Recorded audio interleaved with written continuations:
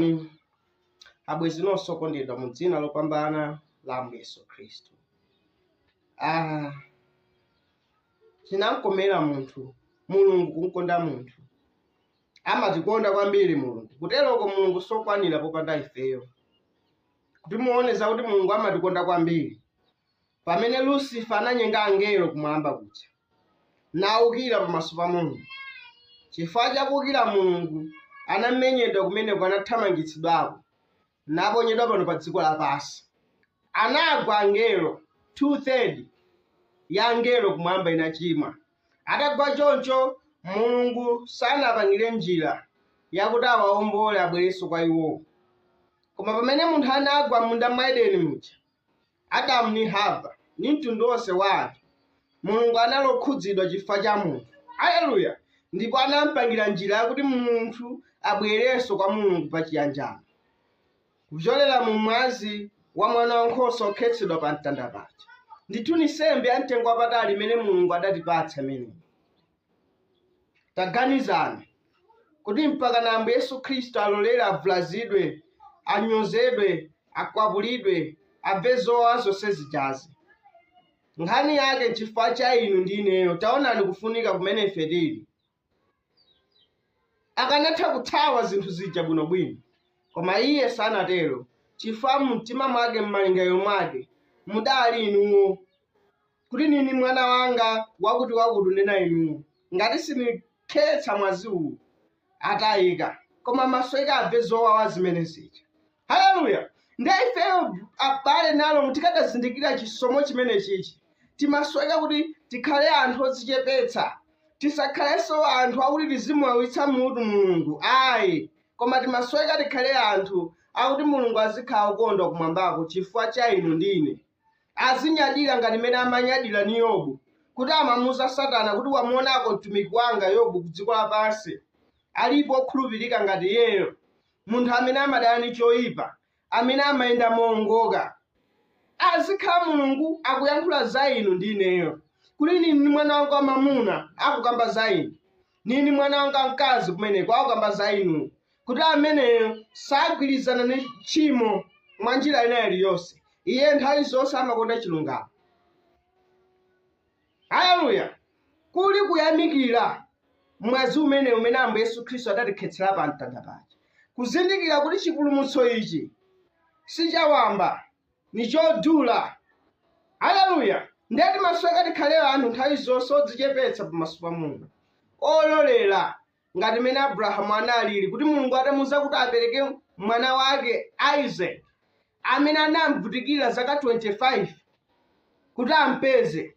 Mulungu atamuza kuti akampereke sembe. Abrahamu analolera ku chimenecho. Koma ife timaukondabe moyo wathu, kuti tili ni miyoyo ya mseri, tili zitseko tina moyo mwathu ta mumtima mwathu, timene timaona ngati kuti tili siningasiya. Zakuti siningasiye, siningakwanitse nokopanda chibweza, siningakwanitse nokhala osonera zolaula, siningakwanitse nokhala osanyada, mabodza, kutukwana, makhalidwe onse amene Mzimu Woyera sakondwera nawo. Haleluya! Timafunika tikhale odzipereka sembe, tife kuzonsezo, chifukwa ngati sitingafe ku makhalidwe amenewo, Mulungu sangaonekere pa moyo wathu. Mulungu adzaonekera tikadzadzipereka sembe, tikadzafa ku makhalidwe onsewo. Tikafa ku makhalidwe onsewo, moyo wina umaphuka mkati mwathu, moyo wa Mzimu Woyera. Haleluya! Amabwera kutenga ulamuliro tsopano za moyo wathu, natipatsa makhalidwe atsopano, zokonda zatsopano, zoonera zatsopano, zoyang'ana zatsopano, zochita zatsopano, zimene iye Atate wathu akumwamba amafuna mwa Mulungu wake. Haleluya! Tate tipemphereni. Atate wathu akumwamba, tikuyamikani, tikuthokozani chifukwa chotipatsanso nthawi ya mtengo wapatali. Ndikupemphera kuti mu dzina la Ambuye Yesu Khristu mutidalitse, mudyetsere miyoyo yathu, kuti tikathe kuonapo chithandizo chotulumikitsa miyoyo yathu mu ufumu wanu, mene mu dzina la Ambuye Yesu Khristu pempha zonse chiyamiko. Amen. Chaka chimene mfumu Uziya anafa, ndinaona Ambuye atakhala pa mpando wachifumu wautali, ndi otokulidwa ndi zovala zake zinadzala mkachisi. Tilekeza pomwepo. Akuti chaka chimene mfumu Uziya inafa, ndiye mfumu imene inafika nthawi yakuti inafa. Tinayiona kuti inali mfumu yabwino kwambiri. Mbiri yake yonse ya mfumu imene imakambidwa kumbiri. Mukalifuna lembalo ni limenelo. Tili modzi, ndiye Baibulo limafotokoza kuti mfumu imene inaliyo imabwino pamawu a Mulungu. Chifukwa chakuima bwino kwa mawu a Mulungu, Mulungu anamudalitsa mfumu Uziya. Ndipo Yesaya nayenso amagoma chifukwa cha mayimidwe a mfumu imene. Kuti koma ine ndikadafuna kuti nizikhala moyo ngati mene makhala mfumu imene. Niziyankhula ngati mene mayankhula mfumu imene. Nizichita ngati mene machita mfumu imene. Ya umulungu kwambiri. Kuti mfumu Uziya anali mudzi okhala pamwamba pa phiri, woonedwa na anthu onse. Anthu amaona kuti ngati kuli Chikhristu ni Uziya. Haleluya. Ndiye moyo wake umapereka chikoka, umawala. Haleluya. Kuti mpaka mfumu imene, kuti mpaka mneneri wa Mulungu amene Yesaya amafuna akadakhala ngati mfumu imene. Sinudziwa kuti kodi moyo wanu upereka chikoka cha mtundu wanji kwa wanthu. Kodi anthu ausokera chifukwa cha moyo wanu, chifukwa cha mmene muchitira. Kapena anthu abwera kuchabwino, abwera kwa Mulungu chifukwa cha moyo wathu. Tizindikire kuti moyo mmene timakhala timapereka chikoka kwa wanthu.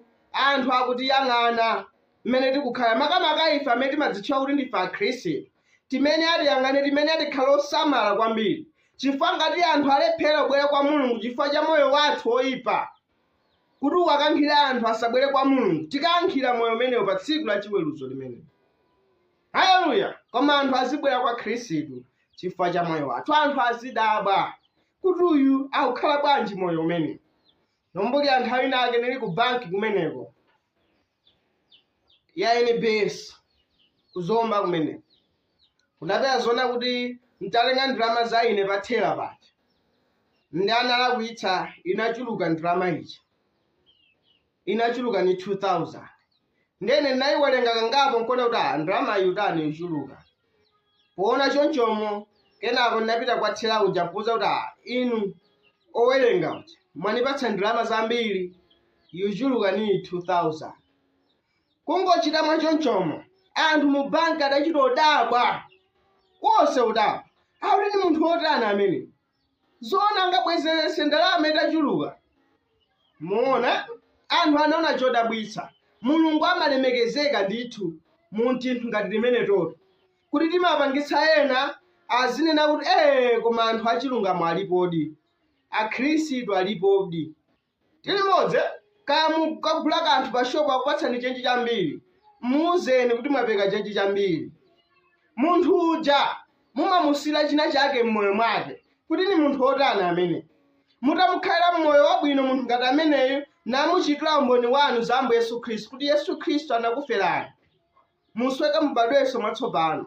Kudza kwa Ambuye Yesu Khristu kuli pafupi. Mukumuza choncho ni kumuonetseranso moyo wa mtundu umenewo. Haleluya. Ngati muli mbewu ya Mulungu ngati mwayi kuti ni nkhosa ya Ambuye Yesu Khristu, abwera kwa Mulungu. Kuti koma izi zinzoyeneradi kuzitsatira. Ngati sabwera ni zokwanira zimene ndipo adzankha kwambiri pa tsiku la chiweruzo. Chifukwa waona zambiri. Haleluya. Ndiye moyo wathu umapereka chikoka.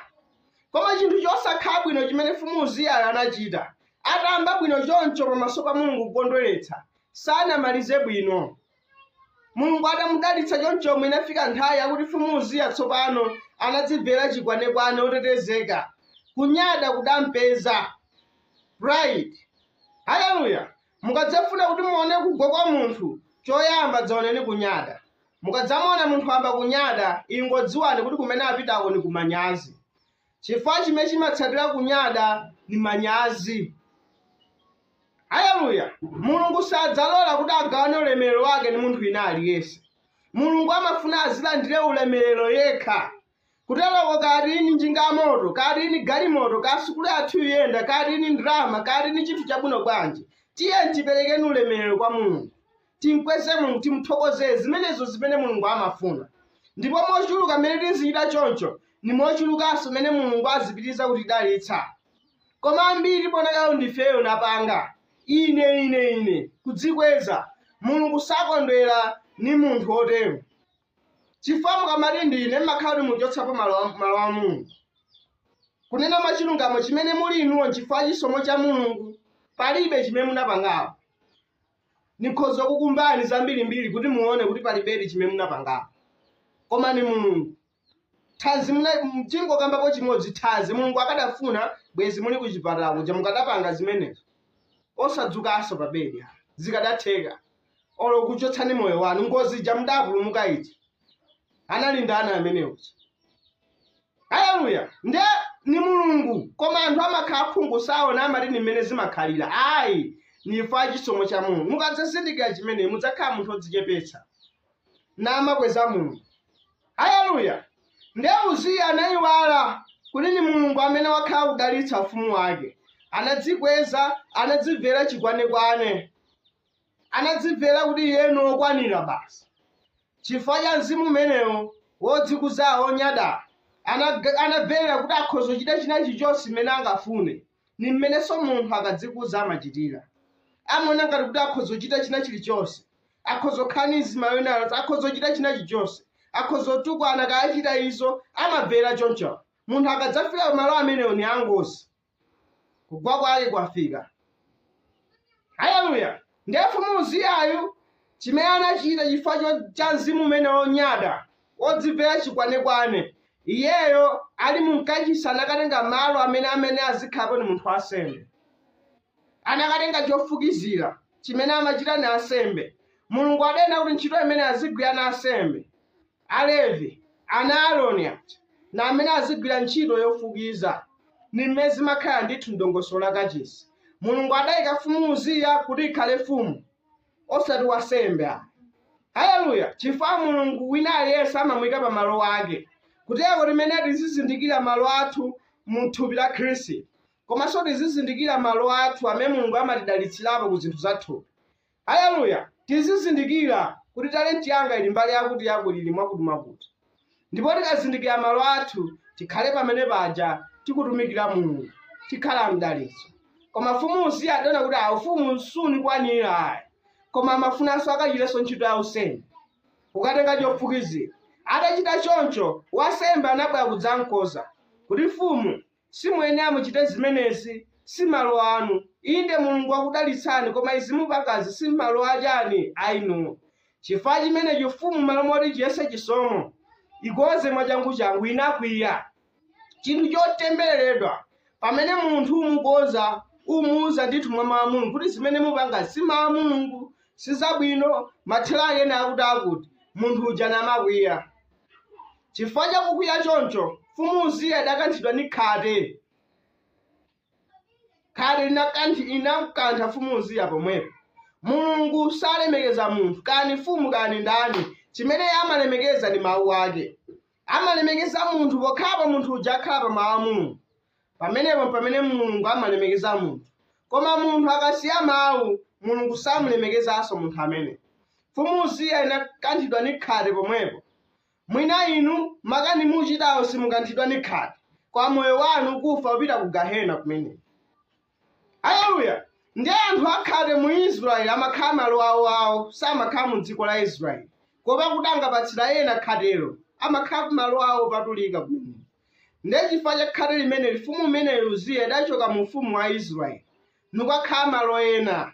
Chinthu chomvetsa chisoni, chinthu cha manyazi. Kuti moyo umene udayamba bwino ni chikoka. Haleluya. Udakathera kumanyazi ngati kumene. Anthu ambiri ochuluka lero lino amayamba bwino ndithu. Alibeka anthu awapemphera kwa Mulungu kuti dalitseni. Mulungu apatsa galimoto, apatsa nyumba yabwino, apatsa banja yabwino. Chimene chimachitika nchiyani? Kunyada kumafikapo.